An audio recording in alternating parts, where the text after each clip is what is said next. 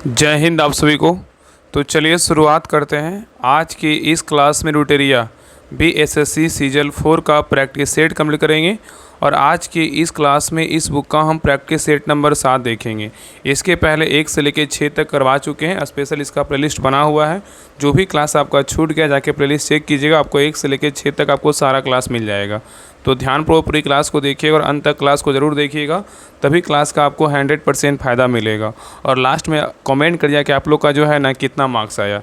तो चलिए शुरुआत करते हैं प्रैक्टिस सेट नंबर 7। तो देखिए प्रैक्टिस सेट नंबर 7 का पहला क्वेश्चन कह रहा है कि भूमि अधिग्रहण अधिनियम 1894 के संदर्भ में निम्न में से कौन सा कथन क्या बोल रहा है, सत्य नहीं है, मतलब गलत है। भूमि अधिग्रहण अधिनियम 1894 के बारे में बोल रहा है, कौन सा कथन गलत है। तो देखिए पहला कह रहा है इसको ब्रिटिशों द्वारा बनाया गया था, बिल्कुल क्या है तो सही है। और आगे कह रहा है इसे बनाने का उद्देश्य भारत में भूमि सुधार प्रक्रिया को बढ़ावा देना था, ये बिल्कुल क्या है तो गलत है। याद रखिएगा ना कि भूमि अधिग्रहण अधिनियम 1894 का जो बनाने का उद्देश्य था क्या था, तो इसका सार्वजनिक संस्थाओं, संगठनों और कंपनियों हेतु भूमि अधिग्रहण के लिए कानून जो है ना बनाना था, ठीक है। इसलिए क्या है ये जो है ना गलत है। आगे देखिए कह रहा है कि यह भारत की संसद के एक अन्य अधिनियम द्वारा प्रतिस्थापित किया गया था, बिल्कुल क्या है तो सही है। तो ए और सी क्या है बिल्कुल सही, लेकिन बी क्या है तो गलत है। चलिए आगे देखिए क्वेश्चन नंबर 2 पे आइए कह रहा है संविधान सभा में कितने वयस्क मताधिकार को 15 वर्षों तक स्थगित करने की बात की थी, बताइए। क्वेश्चन कह रहा है कि संविधान सभा में कितने वयस्क मताधिकार को 15 वर्षों तक स्थगित करने की बात की थी, बताइए। तो 2 का सही उत्तर क्या होगा, तो ऑप्शन नंबर 1 मौलाना अबुल कलाम आज़ाद ने किया था। कौन किया था, मौलाना अबुल कलाम आज़ाद ने किया था। तो संविधान सभा में वयस्क मताधिकार के विषय पर बहस करने के दौरान मौलाना अबुल कलाम आज़ाद ने वयस्क मताधिकार को 15 वर्षों के लिए स्थगित करने की वकालत की थी, ठीक है। लेकिन याद रखिएगा कि परंतु जो है ना डॉक्टर राजेंद्र प्रसाद तथा जवाहरलाल नेहरू ने इसे अपनाने हेतु समर्थन किया था। नेक्स्ट आइए करा कि 1946 में निर्मित अंतरिम सरकार में कार्यपालिका परिषद के उप सभापति कौन थे, बताइए। क्वेश्चन कह रहा है कि 1946 में निर्मित अंतरिम सरकार में कार्यपालिका परिषद के उप सभापति कौन थे। तो 3 का सही उत्तर क्या होगा, तो ऑप्शन नंबर यहाँ पे क्या हो जाएगा, ये जवाहरलाल नेहरू थे। कौन थे, जवाहरलाल नेहरू थे, याद रखिएगा। नेक्स्ट आइए कह रहा है कि भारतीय संविधान के किस अनुच्छेद में केंद्र शासित प्रदेशों के लिए उच्च न्यायालय का प्रावधान है, बताइए। क्वेश्चन कह रहा है कि भारतीय संविधान के किस अनुच्छेद में केंद्र शासित प्रदेशों के लिए उच्च न्यायालय का प्रावधान है, बताइए। कौन सा अनुच्छेद में है। तो 4 का सही उत्तर क्या होगा, तो ऑप्शन नंबर अनुच्छेद कितना है, 241 में है। नेक्स्ट आइए कह रहा है कि न्यायालय उपधारित कर सकता है कि अपराध गठित करने वाला कोई अन्य अस्पृश्यता के आधार पर किया गया था, यदि ऐसा अपराध निम्न में से संबंध में किया गया, बताइए। किसके संबंध में, बताइए। कह रहा है कि न्यायालय उपधारित कर सकता है कि अपराध गठित करने वाला कोई कृत्य अस्पृश्यता के आधार पर किया गया था, यदि ऐसा अपराध निम्न में से किसके संबंध में किया गया है। तो 5 का सही उत्तर क्या होगा, तो ऑप्शन नंबर 1 अनुसूचित जाति के सदस्य के रूप में जो है संबंध में किया गया है, ठीक है, याद रखिएगा। नेक्स्ट आइए करा कि भारत में लोकपाल एवं लोकायुक्त की स्थापना का सुझाव किसने दिया था, बताइए। क्वेश्चन कर रहा है कि भारत में लोकपाल एवं लोकायुक्त की स्थापना का सुझाव किसने दिया था। तो 6 का सही उत्तर होगा ऑप्शन नंबर प्रशासनिक सुधार आयोग ने दिया था। नेक्स्ट आइए करा कि उच्चतम न्यायालय को परमादेश जारी करने की शक्ति किसके अंतर्गत आता है, बताइए। क्वेश्चन कर रहा है कि उच्चतम न्यायालय को परमादेश जारी करने की शक्ति किसके अंतर्गत आता है। तो 7 का सही उत्तर क्या होगा, तो ऑप्शन नंबर यहाँ पे क्या हो जाएगा, तो सी होगा, मौलिक अधिकार के अंतर्गत आता है, ठीक है। तो याद रखिएगा ना कि उच्चतम न्यायालय को अनुच्छेद 32 के तहत तथा उच्च न्यायालय के अनुच्छेद 226 के तहत मूल अधिकारों की रक्षा के लिए बंदी, प्रसिद्धीकरण, परमादेश, प्रतिषेध और क्या उत्प्रेषण एवं क्या अधिकार परीक्षा संबंधी रिटें निकालने का अधिकार है, ठीक है। चलिए आगे देखिए। नेक्स्ट आइए करा कि श्रीशैलम परियोजना का संबंध किस नदी से, बताइए। श्रीशैलम परियोजना का संबंध किस नदी से है। तो 8 का सही उत्तर होगा ऑप्शन नंबर डी, कृष्णा नदी से। किस नदी से है, तो कृष्णा नदी से है। नेक्स्ट आइए करा कि लेटराइट मिट्टी के संबंध में कौन सा कथन सही है, बताइए। लेटराइट मिट्टी का जो संबंध है किस मतलब इस संबंध में पूछ रहा है कि कौन सा कथन इसमें सही है, सही बताना है कि इसमें कौन सा कथन सही है। तो देखिए पहला जो कथन कर रहा है, इसका जो लेटराइट मिट्टी है ना, इसके बारे में कर रहा है लेटराइट मिट्टी का विस्तार पंजाब क्षेत्र में है, ये क्या है बिल्कुल गलत है। लेटराइट मिट्टी का जो विस्तार है ना किस क्षेत्र में है, तो केरल क्षेत्र में है, ठीक है। कहाँ है, तो केरल क्षेत्र में है। नेक्स्ट कर रहा है कि इस मिट्टी में लोहा एल्युमिनियम की मात्रा कम होती है, ये भी क्या है गलत है। याद रखिए ना लेटराइट मिट्टी में जो है ना मिट्टी में लोहा एल्युमिनियम की मात्रा कम नहीं अधिक होता है, यहाँ पे अधिक होगा, तब क्या होगा, तो सही होगा। आगे कह रहा है इस मिट्टी में चावल एवं गेहूं की कृषि की जाती है, ये भी क्या है, तो गलत है। याद रखिएगा ना इस मिट्टी में जो है ना चाय, रबड़, कॉफ़ी आदि के लिए अच्छी मिट्टी जो है ना मानी जाती है, इसीलिए क्या कि मतलब जो है ना चाय, रबड़ और कॉफ़ी के लिए क्या लेटराइट मिट्टी उपयोगी होता है, यहाँ पे ये होगा। आगे देखा रहा है इसका विकास उच्च तापमान एवं भारी वर्षा क्षेत्र में होता है, ये क्या है बिल्कुल सही, उत्तर क्या होगा, तो ऑप्शन नंबर डी होगा। ठीक है, बाकी ए बी सी क्या है गलत है। चलिए आगे देख रहा है कि निम्न में से कौन सी धारा प्रशांत महासागरीय धारा का उदाहरण नहीं है, बताइए कौन नहीं है। क्वेश्चन कर रहा है कि निम्न में से कौन सी धारा है जो प्रशांत महासागरीय धारा का उदाहरण नहीं है, बताइए। तो 10 का सही उत्तर होगा ऑप्शन नंबर बी, कनारी धारा नहीं है, लेकिन हम्बोल्ट धारा प्रशांत महासागर का है और कैलिफोर्निया है, ये दोनों है। ठीक है, लेकिन कनारी क्या है तो नहीं है। ठीक है, तो कनारी क्या है, एक ठंडी जल धारा है जो उत्तरी अटलांटिक महासागर से क्या है तो संबंधित है, लेकिन क्यूरोसियो, अलास्का, हम्बोल्ट आदि जो है ना प्रशांत महासागर क्या है जलधारा है। नेक्स्ट है ये करा कि किस स्थान की भू आकृति या उच्चावच निम्न में से किस घटना को प्रभावित करता है, बताइए। क्वेश्चन को देखिए, करा किस घटना की भू आकृति किस मतलब बोल रहा है किस स्थान की भू आकृति या उच्चावच निम्न में से किसी घटना को प्रभावित करता है। कूट का प्रयोग करके सही उत्तर जो है ना चुनिए। इसमें कौन कौन प्रभावित करता है, तो तापमान भी करता है, तो पवन की गति भी करता है, पवन की दिशा भी करता है, वर्षा की मात्रा भी करता है। तो इसमें सही उत्तर क्या होगा, तो ऑप्शन नंबर यहाँ पे डी हो जाएगा, 1 2 3 4 हो जाएगा। चलिए आगे देखिए, आय करा के प्रजातियों को संरक्षित करने हेतु भारत का पहला बायो बैंक और संग्रहालय कहाँ खोला गया, बताइए। क्वेश्चन कर रहा है कि प्रजातियों को संरक्षित करने हेतु भारत का पहला बायो बैंक और संग्रहालय कहाँ खोला गया है। तो 12 का सही उत्तर क्या होगा, तो ऑप्शन नंबर डी, दार्जिलिंग में खोला गया। कहाँ खोला गया, दार्जिलिंग में खोला गया है। नेक्स्ट है करा कि दुनिया की पहली कार्बन न्यूट्रल राजधानी कौन बनी है, बताइए। दुनिया की पहली कार्बन न्यूट्रल राजधानी कौन बनी है। तो 13 का सही उत्तर क्या होगा, ऑप्शन नंबर ए, कोपेनहेगन बना है। कौन बना है, कोपेनहेगन बना है। नेक्स्ट है करा पार्थ योजना का संबंध किस राज्य से, बताइए। पार्थ योजना का संबंध किस राज्य से है। तो 14 का सही उत्तर होगा ऑप्शन नंबर सी, मध्य प्रदेश से। किस राज्य से है, तो मध्य प्रदेश से है। नेक्स्ट है करा कि हाल ही में किस राज्य सरकार द्वारा आपातकाल के समय जेल गए लोगों को पेंशन देने की घोषणा की गई, बताइए। क्वेश्चन कर रहा है कि हाल ही में किस राज्य सरकार द्वारा आपातकाल के समय जेल गए लोगों को पेंशन देने की घोषणा की है, बताइए। कौन सा राज्य किया है। तो 15 का सही उत्तर होगा ऑप्शन नंबर बी, उड़ीसा किया है। कौन सा राज्य किया है, तो उड़ीसा किया है। नेक्स्ट है करा कि स्मार्टफोन के निर्यात में भारत का स्थान दुनिया में कौन सा है, बताइए। स्मार्टफोन के निर्यात में भारत का स्थान दुनिया में कौन सा है। तो 16 का सही उत्तर क्या होगा, तो ऑप्शन नंबर बी, दूसरा है। कौन सा स्थान है, तो दूसरा है। नेक्स्ट है ये करा कि बिहार की लोक गायिका शारदा सिन्हा जिनका निधन 5 नवंबर 2024 को हुआ, उनका जन्म बिहार के किस जिले में हुआ था। बहुत अच्छा क्वेश्चन है, बताइए। करा कि बिहार की लोक गायिका शारदा सिन्हा का निधन 5 नवंबर 2024 को हुआ, उनका जन्म बिहार के किस जिले में हुआ था, बताइए। तो 17 का सही उत्तर क्या होगा, तो ऑप्शन नंबर डी, कहाँ हुआ था, सुपौल में हुआ था। नेक्स्ट है करा कि हाल ही में डॉक्टर एम.एस. स्वामीनाथन शताब्दी सम्मेलन का उद्घाटन नई दिल्ली में किसके द्वारा किया गया, बताइए। क्वेश्चन कर रहा है कि हाल ही में डॉक्टर एम.एस. स्वामीनाथन शताब्दी सम्मेलन का उद्घाटन नई दिल्ली में किसके द्वारा किया गया है। तो 18 का सही उत्तर क्या होगा, तो option number B, Narendra Modi के द्वारा किया गया है। नेक्स्ट है करा है कि भारतीय एथलीट महासंघ के एथलीट आयोग का अध्यक्ष किसे नियुक्त किया गया, बताइए। क्वेश्चन कर रहा है कि भारतीय एथलीट महासंघ के एथलीट आयोग का अध्यक्ष किसे नियुक्त किया गया है। तो 19 का सही उत्तर क्या होगा, तो option number C, Anju Bobby George को जो है नियुक्त किया गया है। नेक्स्ट है करा कि राष्ट्रीय समुद्री दिवस किस तिथि को मनाया जाता है, बताइए। राष्ट्रीय समुद्री दिवस जो है कब मनाते हैं, बताइए, किस तिथि को मनाया जाता है। तो 20 का सही उत्तर क्या होगा, तो ऑप्शन नंबर 1, 5 अप्रैल को क्या मनाते हैं, तो राष्ट्रीय समुद्री दिवस मनाया जाता है। और इसका 2025 का थीम बोलेगा तो क्या है, तो भविष्य को जो है नेविगेट करना, सुरक्षा से पहले है। ठीक है, चलिए आगे देखिए, कह रहा है कि हाल ही में किस मंत्रालय द्वारा पंचायत विकास सूचकांक रिपोर्ट जारी किया गया, बताइए। कह रहा है कि हाल ही में किस मंत्रालय के द्वारा पंचायत विकास सूचकांक रिपोर्ट जारी किया गया, बताइए। कौन सा मंत्रालय है। तो 21 का सही उत्तर क्या होगा, तो ऑप्शन नंबर सी होगा, पंचायती राज मंत्रालय के द्वारा जो है ना पंचायत विकास सूचकांक को जारी किया गया है। नेक्स्ट ये कह रहा है कि भारत और किस देश के मध्य वरुण नौसैनिक अभ्यास जो है ना आयोजित किया गया, बताइए। कह रहा है कि भारत और किस देश के मध्य वरुण नौसैनिक अभ्यास आयोजित किया गया, बताइए। कौन सा दो देश के बीच जो है ना वरुण नौसैनिक अभ्यास हो, एक देश भारत और एक दूसरा देश कौन सा है, बताइए।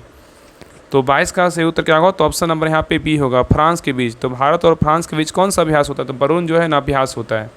नेक्स्ट है ये कह रहा है किस राज्य सरकार ने डॉक्टर भीमराव अंबेडकर अभ्यारण्य को एक नया वन जीव अभ्यारण्य घोषित किया है, बताइए। क्वेश्चन कर रहा है कि किस राज्य सरकार ने डॉक्टर भीमराव अंबेडकर अभ्यारण्य को एक नया वन जीव अभ्यारण्य घोषित किया, बताइए। कौन सा राज्य किया, बताइए। तो 23 का सही उत्तर क्या होगा, तो ऑप्शन नंबर यहाँ पे ए होगा, मध्य प्रदेश। कौन किया है, तो मध्य प्रदेश। तो मध्य प्रदेश के सागर जिले में सरकार द्वारा नया वन जीव अभ्यारण्य डॉक्टर भीमराव अंबेडकर अभ्यारण्य घोषित किया गया है। नेक्स्ट है ऑपरेशन हॉक ऑपरेशन हॉक 2025 का संबंध किससे है बताइए। ऑपरेशन हॉक 2025 का संबंध किससे है? तो 24 का सही उत्तर क्या होगा? तो ऑप्शन नंबर सी, बाल तस्करी से। किसे? तो बाल तस्करी से है। नेक्स्ट सही करा कि हाल ही में वित्त मंत्रालय द्वारा जारी बैंकनेट करा कि हाल ही में वित्त मंत्रालय द्वारा जारी बैंकनेट पोर्टल किससे संबंधित है बताइए। तो 25 का सही उत्तर क्या होगा? तो ऑप्शन नंबर ए नीलामी से क्या है? तो संबंधित है। नेक्स्ट सही करा कि हाल ही में किसी आरबीआई का नया डिप्टी गवर्नर नियुक्त किया गया बताइए। करा कि हाल ही में किसे जो है आरबीआई का नया डिप्टी गवर्नर नियुक्त किया गया बताइए। किसको किया गया है? तो 26 का सही उत्तर होगा ऑप्शन नंबर 1, पूनम गुप्ता को नियुक्त किया गया है। नेक्स्ट सही करा कि भारत का पूर्ण डिजिटल साक्षरता हासिल करने वाला पहला राज्य पूछा है कि पहला राज्य कौन बना है बताइए। करा है कि भारत का पूर्ण डिजिटल साक्षरता हासिल करने वाला भारत का पहला राज्य कौन बना है। तो 27 का सही उत्तर क्या होगा? तो ऑप्शन नंबर यहाँ पे क्या होगा? डी होगा, केरल बना है। कौन सा राज्य बना है? तो केरल बना है। नेक्स्ट सही करा कि भारत का कौन सा शहर दुनिया का पहला पूर्णतः नवीनीकरणीय ऊर्जा से चलने वाला शहर बनेगा बताइए। क्वेश्चन करा है कि भारत का कौन सा शहर है दुनिया का पहला पूर्णतः नवीनीकरणीय ऊर्जा से चलने वाला शहर बनेगा। तो 28 का सही उत्तर क्या होगा? तो ऑप्शन नंबर यहाँ पे सी होगा, अमरावती। कौन बना है? तो अमरावती बना है। ठीक है, तो अमरावती शहर दुनिया का पहला पूर्णतः नवीकरणीय ऊर्जा से चलने वाला क्या है? तो शहर है कि ठीक है, याद रखिएगा। और अमरावती जो है ना आंध्र प्रदेश से क्या है? तो राजधानी है। नेक्स्ट सही करा कि टेफ्लॉन करा कि टेफ्लॉन निम्नलिखित में से किसका बहुलक है बताइए। टेफ्लॉन जो है ना निम्नलिखित में से किसका बहुलक है। तो 29 का सही उत्तर क्या होगा? तो ऑप्शन नंबर ए होगा, टेट्राफ्लोरोएथिलीन का है। तो टेफ्लॉन निम्नलिखित में से किसका बहुलक है? टेट्राफ्लोरोएथिलीन का है। नेक्स्ट सही करा कि वॉयल्स तथा चार्ल्स दोनों नियम में समान रूप से स्थिर रहता है। क्या रहता है बताइए। करा वॉयल्स तथा चार्ल्स दोनों नियमों में समान रूप से स्थिर रहता है, क्या बताइए। तो 30 का सही उत्तर क्या होगा? तो ऑप्शन नंबर सी होगा, गैस की निश्चित जो है ना मात्रा का आयतन क्या होता है? तो जो है ना स्थिर रहता है। नेक्स्ट सही करा कि निम्न में से किस भौतिक राशि की इकाई समय का जो है ना 2 बार उपयोग होता है बताइए। क्वेश्चन करा निम्न में से किस भौतिक राशि की इकाई समय का जो है ना 2 बार उपयोग होता है बताइए। तो 31 का सही उत्तर क्या होगा? तो ऑप्शन नंबर 1, त्वरण है। क्या है? तो त्वरण है। ठीक है, याद रखिएगा। और त्वरण बराबर क्या होता है? वेग में परिवर्तन बटा क्या होता है? समय होता है। चलिए आगे देखिए, और क्वेश्चन पूछेगा कि त्वरण किसे कहते हैं। तो समय के साथ वेग में परिवर्तन की दर को क्या बोलते हैं? त्वरण कहते हैं। नेक्स्ट ये करा कि धातु और अर्धचालक की विद्युत चालकता में तापमान के प्रभाव को देखते हुए निम्न में से कौन सा कथन सही है। थोड़ा क्वेश्चन को छोटा कर दे रहे हैं, देखिए आपको दिख रहा होगा। कह रहे हैं कि धातु और अर्धचालक की विद्युत चालकता में तापमान के प्रभाव को देखते हुए निम्न में से कौन सा कथन इसमें बोल रहा है कि सही है बताइए। इसमें कौन सा कथन सही है। तो देखिए पहला कह रहा है कि ताप बढ़ने पर धातु और अर्धचालक दोनों की चालकता घटती है, ये क्या है? गलत है। ताप बढ़ने पर धातु की चालकता बढ़ती है जबकि अर्धचालक की घटती है, ये भी क्या है? तो गलत है। ताप बढ़ने पर धातु की चालकता घटती है जबकि अर्धचालक की जो है ना बढ़ती है, ये क्या है? बिल्कुल सही है। तो याद रखिएगा कि ताप बढ़ने पर धातु की चालकता घटती है जबकि अर्धचालक की जो है ना बढ़ती है, यही क्या होगा? सही उत्तर होगा। तो ऑप्शन नंबर क्या हो जाएगा? तो सी होगा। चलिए आगे देखिए, क्वेश्चन नंबर 33 पे कह रहा है कि निम्नलिखित में से कौन सा सही नहीं है। यहाँ पे बोल रहा है कौन सही नहीं है, मतलब 3 सही है और एक क्या है? तो गलत है। तो देखिए पहला कह रहा है कि पेट्रोल की गुणवत्ता ऑक्टेन संख्या द्वारा मापी जाती है, बिल्कुल क्या है? तो सही है।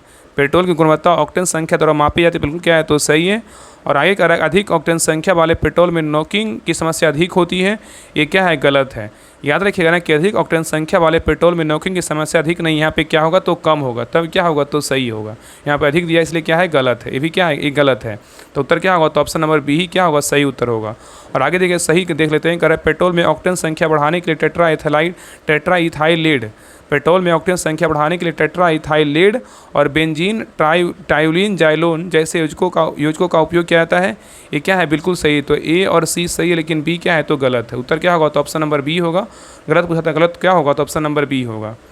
चलिए आगे देखिए, नेक्स्ट सही करा कि यदि एक उत्तल लेंस की पारदर्शी सतह से कुछ हिस्सों की अपारदर्शी काली पट्टियों से ढक दिया जाए तो बनने वाली छवि पर जो है ना क्या प्रभाव पड़ेगा बताइए। क्वेश्चन कर रहा है ना कि यदि एक उत्तल लेंस की पारदर्शी सतह के कुछ हिस्सों की अपारदर्शी काली पट्टियों से ढक दिया जाए तो बनने वाली छवि पर जो है ना क्या प्रभाव पड़ेगा। तो 34 का सही उत्तर क्या होगा? तो ऑप्शन नंबर यहाँ पे क्या होगा? तो बी होगा। छवि की तीव्रता जो है ना कम हो जाएगी। क्या होगी? छवि की तीव्रता कम हो जाएगी। नेक्स्ट सही करा कि मकड़ियाँ किस प्राणी जगत के अंतर्गत आती है बताइए। मकड़ियाँ जो है ना किस प्राणी जगत के अंतर्गत आती है। तो 35 का सही उत्तर क्या होगा? तो ऑप्शन नंबर डी होगा, ऑर्थोपोडा। क्या होगा? ऑर्थोपोडा होगा। नेक्स्ट ये करा निम्न में से कौन सा कथन जो है ना असत है। इसमें पूछा है कि कौन सा कथन असत है, असत के बारे में जो है ना बताना है। तो देखिए पहला कह रहा है कि रासायनिक प्रकाशहीन क्रिया में कार्बोहाइड्रेट का निर्माण होता है। ये क्या है? बिल्कुल सही है। रासायनिक प्रकाशहीन क्रिया में कार्बोहाइड्रेट का निर्माण होता है। ये क्या है? बिल्कुल सही है। और पौधे की चौड़ाई में वृद्धि एब्रेसिक अम्ल द्वारा होती है। ये क्या है? जो है ना गलत है, याद रखिएगा। पौधे की चौड़ाई में वृद्धि जो है एब्रेसिक अम्ल द्वारा होती है, क्या है? गलत है।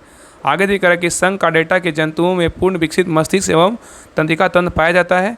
ये क्या है? बिल्कुल सही है। तो ए और सी सही है, लेकिन बी क्या है? तो गलत है। याद रखिएगा ना कि पौधे की चौड़ाई में वृद्धि एथिलीन हार्मोन द्वारा होता है। पौधे की चौड़ाई में अगर वृद्धि बोलेगा तो कौन सा अम्ल होगा, कौन सा हार्मोन होगा? तो एथिलीन हार्मोन द्वारा होती है। जबकि एब्रेसिक अम्ल द्वारा जो है ना पौधे की वृद्धि को क्या करता है? रोकता है। ये होगा, ठीक है। चलिए आगे देखिए। नेक्स्ट कह रहा है कि प्लामोनरी धमनी में कौन सा रक्त प्रवाहित होता है? बताइए, प्लामोनरी धमनी में कौन सा रक्त प्रवाहित होता है? तो 37 का से उत्तर क्या होगा? तो ऑप्शन नंबर यहाँ पे ए होगा, अशुद्ध रक्त जो है ना प्रवाहित होता है। नेक्स्ट ये कह रहा है कि निम्नलिखित में से कौन सा कोशिकांग पादप कोशिका में पाया जाता है किंतु जंतु कोशिका में नहीं पाया जाता? बताइए, क्वेश्चन कर रहा है निम्नलिखित में से कौन सा कोशिकांग पादप कोशिका में पाया जाता है किंतु जंतु कोशिका में नहीं पाया जाता? बताइए क्या क्या है? बताइए। तो 38 का सही उत्तर क्या होगा? तो ऑप्शन नंबर ए क्लोरोप्लास्ट। क्या है? क्लोरोप्लास्ट है। तो याद रखिए क्लोरोप्लास्ट जो है ना केवल पादप कोशिका में पाया जाता है। इसमें उपस्थित वर्णकों की सहायता से प्रकाश संश्लेषण की क्रिया क्या होती है? संपन्न होती है। और इसी कारण हरित लवक में कोशिका का रसोई घर कहा जाता है और पर्णहरित में मैग्नीशियम जो है ना धातु क्या होता है? उपस्थित होता है। तो यहाँ पहले क्वेश्चन को समझिए। कर रहा है कि निम्नलिखित में से कौन सा कोशिकांग पादप कोशिका में पाया जाता है लेकिन जंतु कोशिका में क्या है? नहीं पाया जाता है। तो क्लोरोप्लास्ट जो है जंतु कोशिका में नहीं पाया जाता, लेकिन जो है एंडोप्लाज्मिक पाया जाता है, माइटोकॉन्ड्रिया पाया जाता है, राइबोसोम पाया जाता है।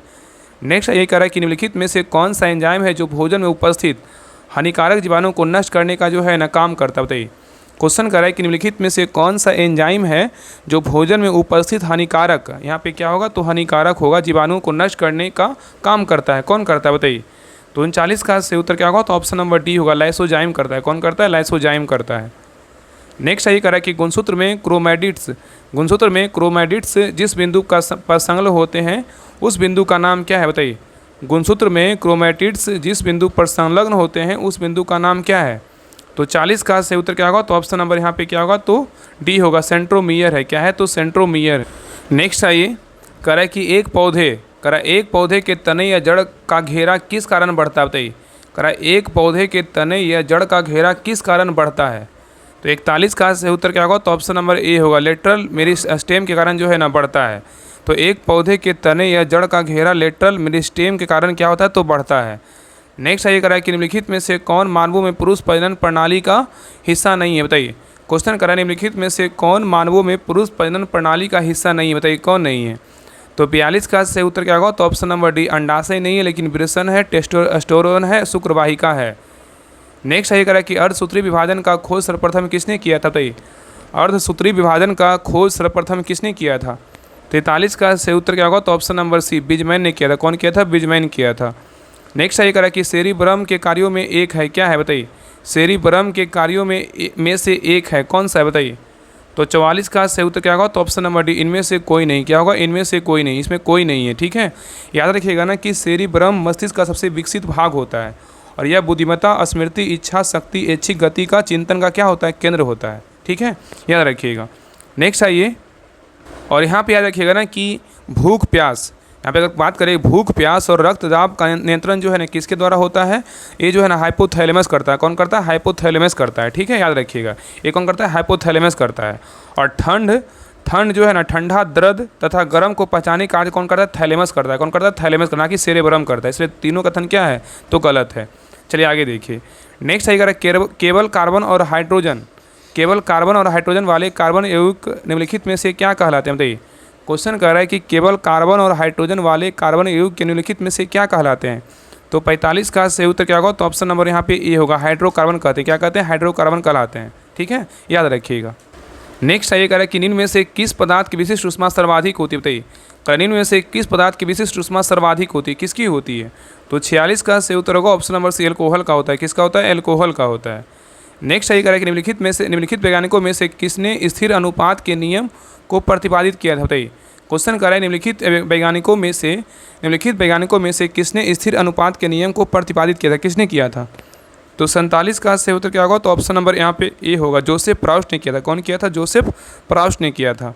नेक्स्ट ये कह रहा है कि आधुनिक आवर्त सारणी के वर्ग में ऊपर से नीचे जाने पर आयनन ऊर्जा का क्या प्रभाव पड़ता है? बताइए। क्वेश्चन कर रहा है कि आधुनिक अवधि सारणी के वर्ग में ऊपर से नीचे जाने पर आयनन ऊर्जा पर क्या प्रभाव पड़ता है। तो 48 का सही उत्तर होगा ऑप्शन नंबर बी, घटता है। क्या होता है, तो घटता है। नेक्स्ट ये कह रहा है कि भारत में निम्न में से कौन नवीकरणीय ऊर्जा स्रोत सर्वाधिक जो है ना साम्यवस्था वाला है, बताइए। क्वेश्चन कह रहा है कि भारत में निम्न में से कौन नवीकरणीय ऊर्जा स्रोत सर्वाधिक साम्यवस्था वाला है, बताइए कौन है। तो 49 का सही उत्तर क्या होगा, तो ऑप्शन नंबर ए होगा, सौर शक्ति है। क्या है, तो सौर शक्ति है। तो भारत में नवीकरणीय ऊर्जा स्रोतों में सौर शक्ति सर्वाधिक जो है ना संभावना वाला है। और याद रखिएगा कि नवीन एवं नवीकरणीय ऊर्जा मंत्रालय द्वारा उत्तर पूर्व राज्यों में एक सौर संयंत्र के लिए स्थापना लागत का जो है ना 70% सब्सिडी जो है ना प्रदान करता है। चलिए आगे देखिए, कह रहा है कि बैकेलाइट, कह रहा है कि बैकेलाइट निम्नलिखित में से किसके संघनन से बनता है, बताइए। बैकेलाइट निम्नलिखित में से किसके संघनन से बनता है। तो 50 का सही उत्तर क्या होगा, तो ऑप्शन नंबर यहाँ पे डी होगा, फिनॉल एवं फॉर्मल्डिहाइड से बनता है।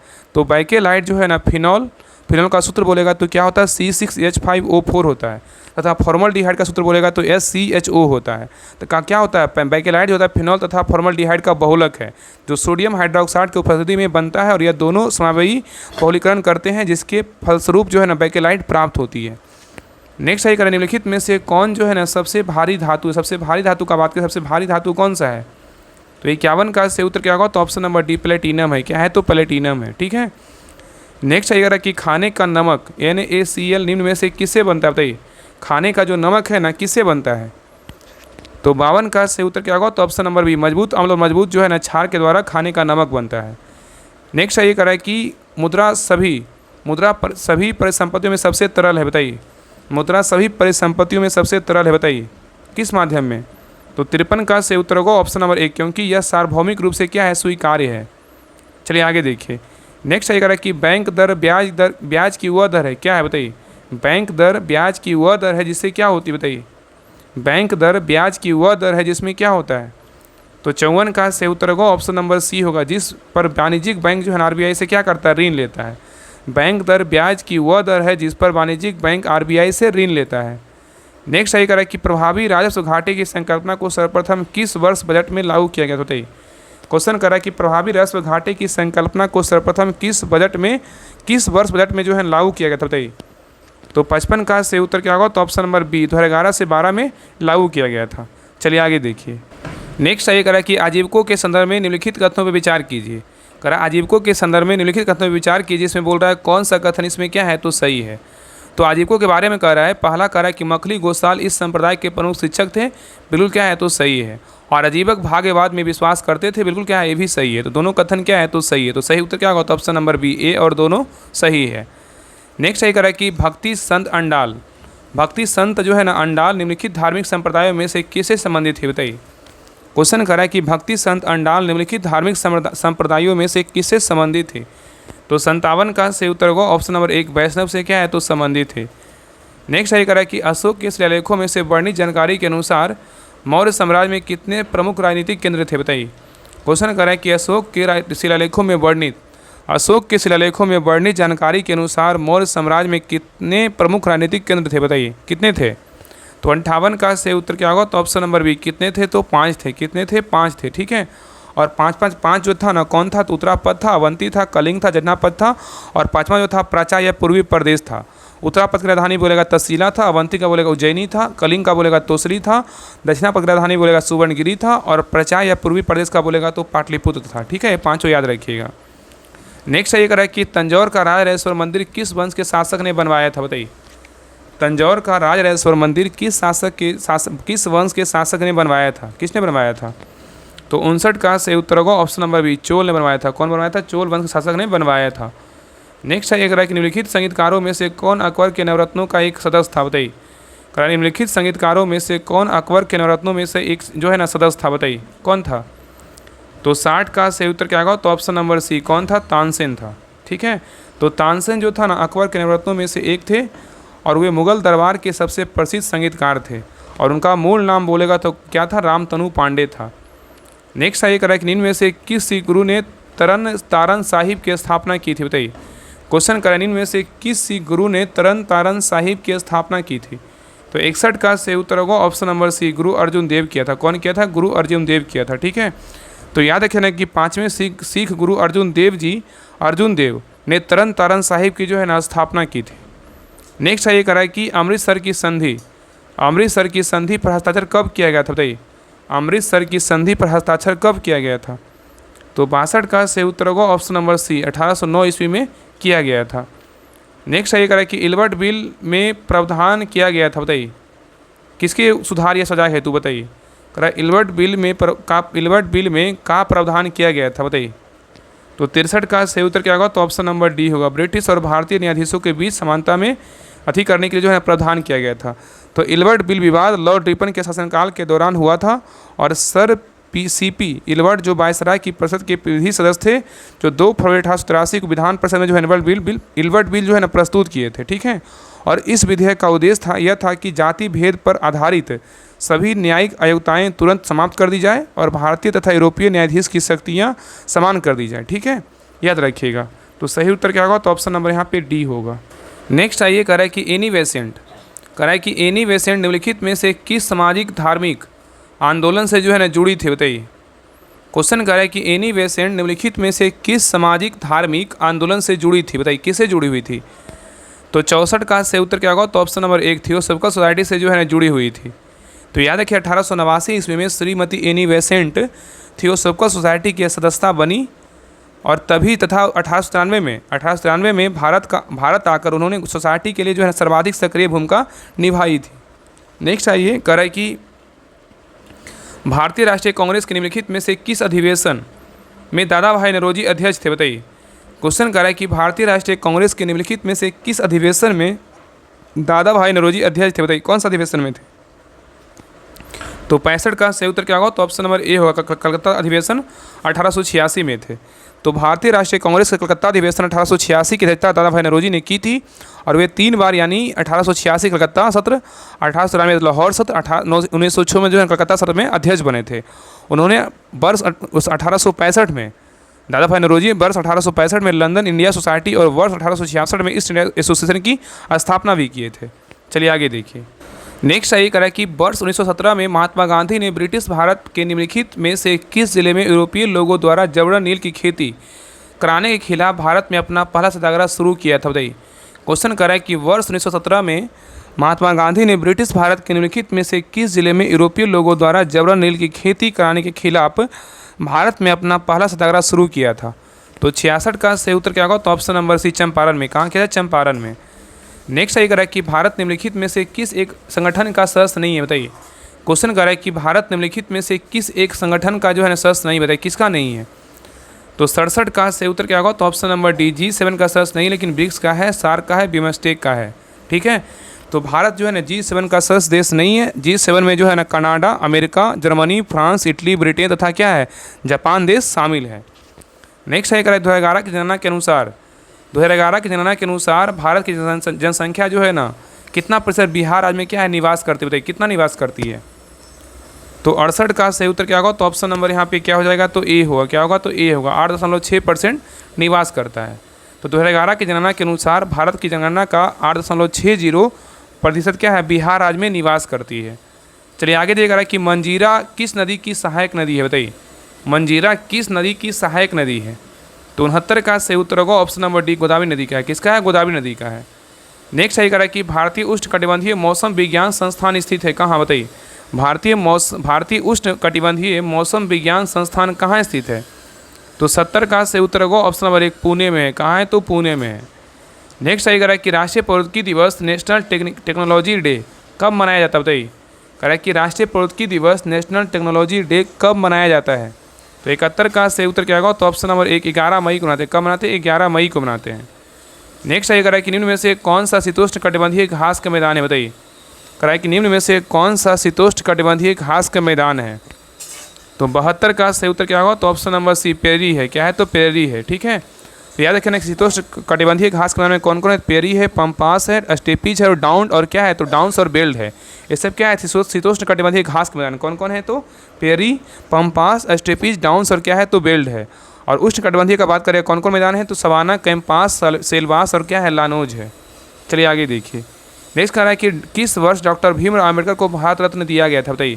कह रहा है किस वर्ष डॉक्टर भीमराव अम्बेडकर को भारत रत्न दिया गया था? कब दिया गया था?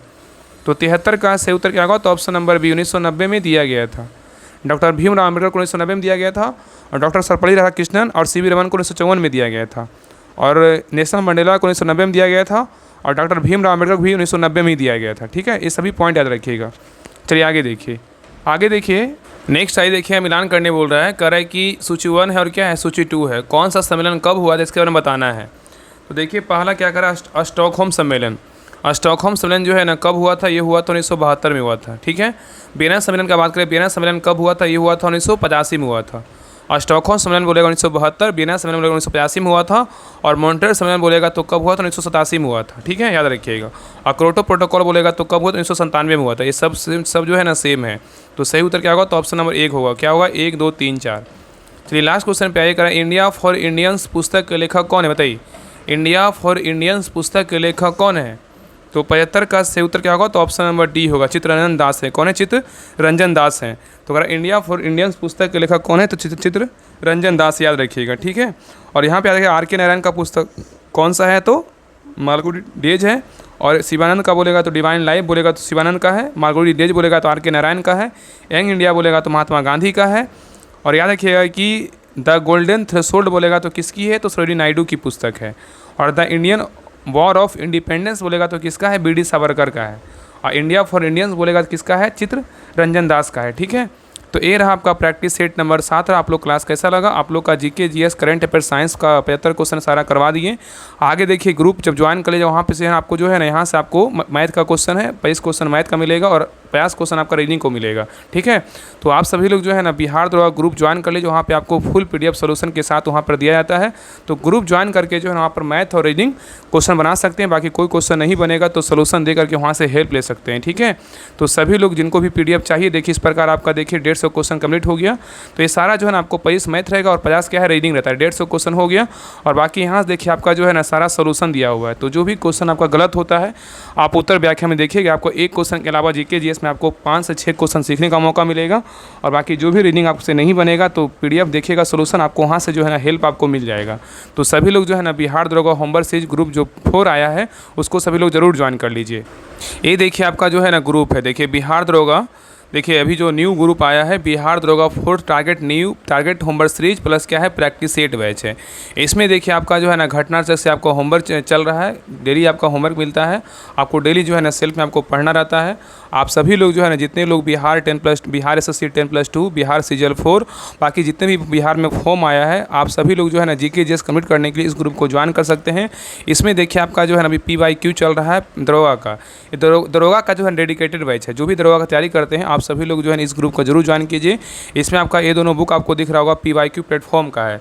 ये दोनों बुक से जो है ना आपका सैटरडे संडे आपका होमवर्क मिलेगा, आपको सेल्फ में करवाया जाएगा, आपको पढ़ना पड़ेगा। और आपका देखिए लुसेंट का इसमें टेस्ट स्टार्ट हुआ, आपको पता होगा कि इसी ग्रुप में जो है ना बहुत लोग का थी आता है कन्फ्यूजन की जो है ना लुसेंट और दृष्टि साइंस ऑब्जेक्टिव का जो टेस्ट स्टार्ट हुआ है, कहाँ टेस्ट स्टार्ट हुआ है। तो आप जब इस ग्रुप को ज्वाइन कीजिएगा तो आपको सारा कुछ जो है ना आपको इसी ग्रुप में करवाया जा रहा है। देखिए इसमें आपका जो है ना लुसेंट का टेस्ट कल जो है ना आपका तीसरा दिन का टेस्ट होगा, लुसेंट सब्जेक्टिव का टेस्ट होता है, लुसेंट ऑब्जेक्टिव का होता है, और दृष्टि साइंस का जो है ना शुरू से आपका सारा कुछ करवाया जा रहा है। आपको पता है कि बिहार SSC में 25 क्वेश्चन जो है ना आपका साइंस से पूछेगा। तो अगर आप अच्छे से दृष्टि बुक को अच्छे से कंप्लीट कर लेते हैं, बाकी लुसेंट बुक को अच्छे बुक्स को जो है ना अच्छे से कंप्लीट कर लेते हैं, तो आपका जो है ना साइंस का क्वेश्चन आपको कहीं से नहीं छूटेगा। तो जितने लोग इस ग्रुप को नहीं ज्वाइन किए, इस ग्रुप को ज्वाइन कर लीजिए। जिसमें आपका जो है ना सभी देखिए आपको रूटेरिया 7500 और 5000 का इसका भी टेस्ट करवाया जा रहा है। आपका लुसेंट सब्जेक्टिव का, ऑब्जेक्टिव का, दृष्टि साइंस का, इस सभी का जो है ना टेस्ट आपको टेलीग्राम ग्रुप में मतलब टेलीग्राम में आपको होमवर्क दे करके जो है टेलीग्राम के द्वारा टेस्ट करवाया जा रहा है। ठीक है, तो सभी का PDF मिलता है, आपको पढ़ना रहता है। 24 घंटा आपको पहले ही होमवर्क मिलता है ताकि अच्छे से पढ़ करके आराम से टेस्ट लगाइए। बाकी अभी PYQ चल रहा है बिहार दरोगा इसी ग्रुप में। बाकी जैसे ही PYQ खत्म होगा 23 सेट, उसके बाद जो है ना आपका प्रैक्टिस सेट सारा आपको स्टार्ट कर देगा। डेली आपको एक प्रैक्टिस सेट करवाया जाएगा, विद सोल्यूशन आपको जो है ना वहाँ पे मतलब PDF मिलेगा कि जो भी क्वेश्चन गलत होता है उसका अच्छे से एनालिसिस कीजिए और सारा जो है डिटेल अच्छे से पढ़िए, ताकि एक क्वेश्चन के अलावा आपको जो है ना 100 क्वेश्चन के अलावा को 400 से 500 क्वेश्चन का जो है कलेक्शन मिले, आपको सीखने का मौका मिले। तो सभी लोग जो है ना इस ग्रुप को जरूर ज्वाइन कीजिए। बिहार दरोगा बैच 4 है, होमवर्क सीरीज का बैच है। इसमें अगर ज्वाइन करने के लिए आपको 199 पेमेंट करना होगा। इस नंबर पे जो है ना 7549392498 क्या है तो फ़ोन पे नंबर है, और यही क्या है तो व्हाट्सएप नंबर है। इस नंबर पे जो है ना पेमेंट करके ही नंबर सेव करके आप जो व्हाट्सएप पर स्क्रीनशॉट भेज दीजिएगा, आपको 10 मिनट के अंदर जो है ना ग्रुप का लिंक आपको मिल जाएगा। तो सभी लोग इस ग्रुप को ज्वाइन कीजिए जिनको भी लगता है कि लूसेंट हमें शुरू से पढ़ना है, दृष्टि साइंस जो बुक है शुरू से कंप्लीट करना है, बाकी बिहार दरोगा का जो भी मार्केट में प्रैक्टिस सेट आता है सभी प्रैक्टिस सेट को लगाना है, और बाकी जो BSS CGL 4 का जो क्लास करवाए हैं इसका फुल सोल्यूशन के साथ आपको PDF चाहिए तो इसी ग्रुप को ज्वाइन करना पड़ेगा। यहीं पे आपको सारा जो है ना 18 सेट दिया गया, 18 सेट का जो है ना आपको हम सारा PDF आपको जैसे जैसे क्लास आएगा सारा PDF जो है ना हम यहाँ पे प्रोवाइड करवा देंगे, ठीक है। तो इस ग्रुप को ज्वाइन कीजिए। इसका देखिए टाइमिंग कितना है तो 8 बजे सुबह जो है दृष्टि साइंस होता है, और 8:30 बजे लूसेंट सब्जेक्टिव का टेस्ट होता है, और 8 PM में जो है आपका लूसेंट ऑब्जेक्टिव का मतलब रात में आपका लूसेंट ऑब्जेक्टिव का टेस्ट होता है। तो सभी लोग इस ग्रुप को ज्वाइन कीजिए, अच्छे से टेस्ट लगाइए। सारा बुक जो है ना शुरू से आपको कंप्लीट करवाया जा रहा है। अभी 2 दिन स्टार्ट हुआ है, तीसरा दिन का कल टेस्ट होगा। तो जितने भी लोग बिहार दरोगा की तैयारी करते हैं, बिहार SSC की तैयारी करते हैं, तो आप सभी लोग जो है ना BPSC प्री का तैयारी करते हैं तो इस ग्रुप को ज्वाइन करके जो है अपना तैयारी को और बेस्ट कर सकते हैं। आपका 100% जो है ना जितना करवाया जाए तो उतना अगर करिएगा तो आपका 100% किसी भी एग्जाम में रिजल्ट होगा। अच्छे से कर लीजिएगा तो जीके जीएस का क्वेश्चन आपका कहीं नहीं छूटेगा। तो सभी लोग जितने भी लोग नहीं ज्वाइन किए जल्दी से ज्वाइन कर लीजिए, और चैनल पर नए हैं चैनल को सब्सक्राइब कर लीजिए, और बाकी क्लास को लाइक कीजिए और अपना स्कोर जरूर शेयर कीजिए आप लोग का कितना मार्क्स आया। तो मिलते हैं एक नई क्लास में, तब तक के लिए जय हिंद जय भारत।